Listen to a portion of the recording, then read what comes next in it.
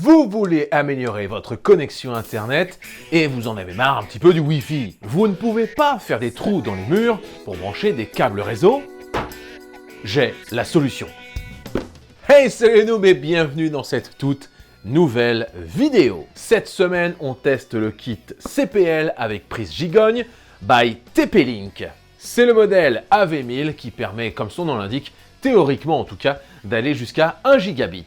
Pour celles et ceux qui ne connaissent pas TP-Link, c'est une société qui a été créée en 1996. TP-Link fait des adaptateurs CPL, des adaptateurs CPL Wi-Fi, des bornes Wi-Fi, des switches, bref, ils font tout ce qui se rapporte au réseau. Ils ont aussi une autre marque qui s'appelle Tapo, que j'avais testé et je vous mets la vidéo ici.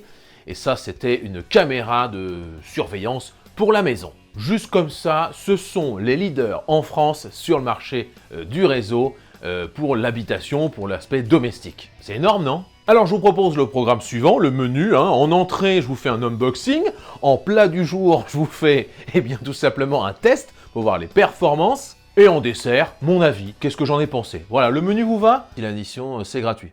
Voilà, tu peux t'abonner, lâcher un pouce bleu, mais sinon c'est gratuit.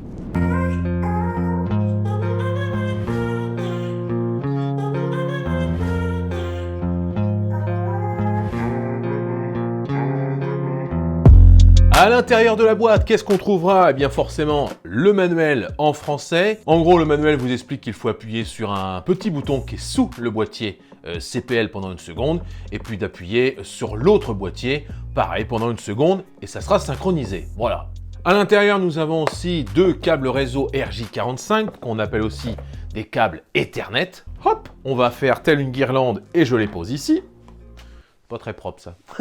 Et enfin, bien sûr, les deux boîtiers CPL TP-Link AV1000. Alors ces boîtiers sont équipés tout simplement d'une prise Gigogne et non pas Cigogne, parce que ça n'a aucun rapport, tout d'abord. Mais voilà, nous avons deux prises Gigogne, ça vous permet de brancher ce boîtier CPL à votre prise murale, puis ensuite de venir brancher une multiprise, enfin un bloc prise, de brancher votre Livebox, votre PlayStation, votre...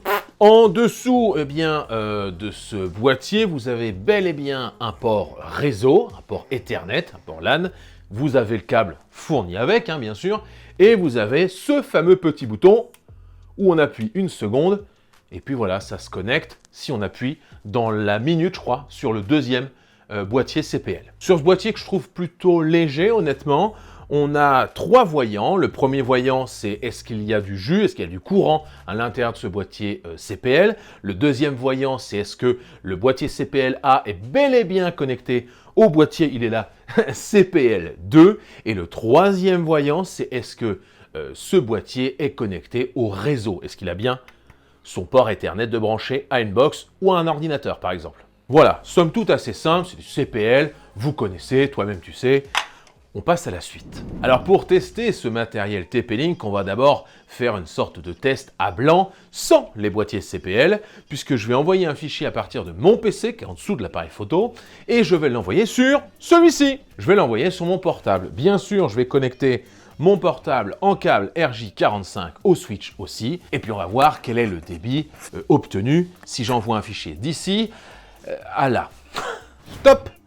Voilà, on a 607 mégas en écriture, donc quand mon ordinateur a écrit sur l'ordinateur en câble, on est bien en câble. Et en écriture, vous le voyez comme moi à l'écran, on est à 813. Vous voyez que même sur un câble, même sur un switch, on est censé aller en gigabit. Déjà par câble, je vais à 607 en envoi et à 813 quand on reçoit ensuite le fichier. Alors j'ai branché un boîtier CPL ici à côté de mon ordinateur et je vais brancher un boîtier CPL là-bas, de l'autre côté, si je puis dire, prise électrique dans mon bureau.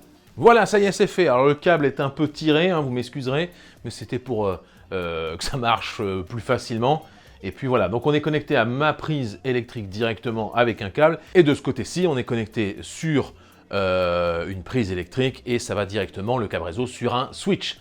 On va faire le même protocole de test, on va envoyer depuis cet ordinateur vers cet autre ordinateur, mais cette fois-ci, le Wi-Fi est coupé, on est bel et bien en CPL. Et on se retrouve quelques jours plus tard, j'ai changé de pull, Voilà, tout va bien, hein. Mais quand j'avais tourné la vidéo, j'avais des résultats très mauvais. J'ai dû appeler le support technique de TP-Link pour leur demander d'où venaient ces résultats. Ils m'ont dit, est-ce que vous êtes branché sur le multiprise? Je leur ai dit non. Ils m'ont dit, vous êtes sûr? J'ai fait, mais non, je ne suis pas branché sur le multiprise, je le sais bien quand même. Et j'étais branché sur une multiprise. Bref, voici pourquoi j'ai changé d'habit, on est quelques jours plus tard, et on va commencer les tests comme c'était prévu. Ok, il est bien démarré, on n'est pas en Wi-Fi, on est tranquille, on va pouvoir lancer les tests, et j'y vais de suite. En upload, donc ce que mon PC qui est ici envoie à cet ordinateur, on est à... Ah bah voilà, là c'est déjà un peu mieux. 310, bon je m'assouris mais c'est pas grave, 310,70, un truc comme ça. On est mieux, voilà, ça c'est des vrais résultats qui ressemblent à quelque chose. Et en download, donc ce que cet ordinateur va recevoir de lui, 258, c'est un petit peu moins bon, mais forcément, il y a pas mal de paramètres qui rentrent en compte, c'est beaucoup mieux. Qu'est-ce qu'on peut déduire de ces résultats? Premièrement, il faut savoir que le CPL va dépendre énormément de votre installation électrique. Déjà, la première chose à retenir, c'est ne branchez pas sur une multiprise. Deuxième chose, il faut savoir que mes débits sont corrects, mais ils ne sont pas optimaux, parce qu'entre la prise qui est ici et ma prise qui est là-bas, c'est pas du tout les mêmes câbles. Ça, derrière l'écran, ça a été refait, ce courant électrique, quand j'ai refait mon studio il y a à peu près 1 an et demi, 2 ans. Donc le CPL va dépendre quasiment intégralement de la qualité de votre réseau électrique. Est-ce qu'il y a un vieux réseau avec un réseau plutôt neuf, etc., etc. Faut que j'arrête de dire etc., c'est grave là. Et là, je sens déjà plein de gens qui vont dire « C'est pas normal, t'as des CPL TP-Link où c'est marqué 1000 sur la boîte et tu vas à 310,70. C'est nul à braire !» Eh bien non, il faut savoir que les CPL, il y a une grosse différence entre le débit théorique nominal, c'est vraiment le débit officiel, 1 gigabit, on est d'accord, et le débit qui va être transformé à partir du réseau électrique pour aller en réseau numérique, pour aller sur le PC. Un bon réseau CPL, on estime qu'il y a environ 60% de pertes et qu'on en garde 40%.